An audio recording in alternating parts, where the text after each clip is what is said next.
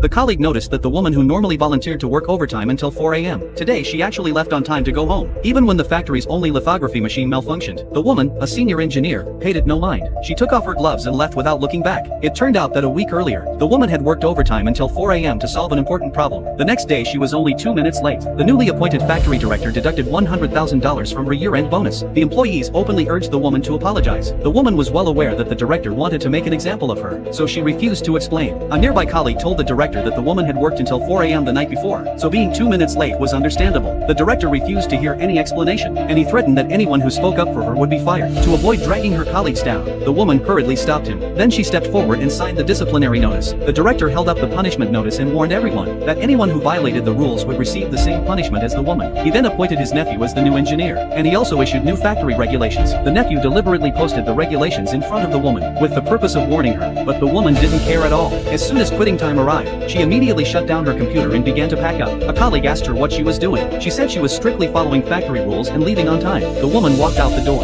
The chairman of the neighboring company then approached her. Having learned that the woman was being targeted at the factory, the chairman offered her a $10 million annual salary to hire her. The woman refused, because her revenge plan had only just begun. The next morning, the woman arrived at the factory promptly at 8 a.m. But the moment the machine was started, it experienced a serious malfunction, and everything produced had cracks. No one knew what was going on. The director called the woman over to inspect. After checking, the woman stated that because the machine had not been properly adjusted beforehand, the products were all defective. The supervisor said that the woman used to come to work an hour early every day to adjust the machines. Why didn't she adjust them today? The woman pointed to the new regulation beside her and said that checking and adjusting equipment before startup is a normal work task and should be completed during regular working hours. Her regular working hours did not start until after 8 o'clock. The director thought the woman was using the situation to settle a private grudge, and he was so angry that he wanted to fire her immediately. At that moment, the nephew said he could also adjust the machines. The director was very pleased, saying the factory would not be unable to operate without the woman. Soon the nephew finished adjusting the machine, and the director exceptionally promoted him to senior engineer. However, the newly produced products all failed inspection. The director had no choice but to call the woman again to solve the problem. The woman immediately spotted the problem with the machine. The director ordered her to hurry and repair the machine. While repairing it, she picked up a thermometer and took measurements one by one. She did this to calculate averages according to the new regulations. The supervisor became very anxious when he saw this, because measurements like this would take at least a day. The director urged the woman to hurry,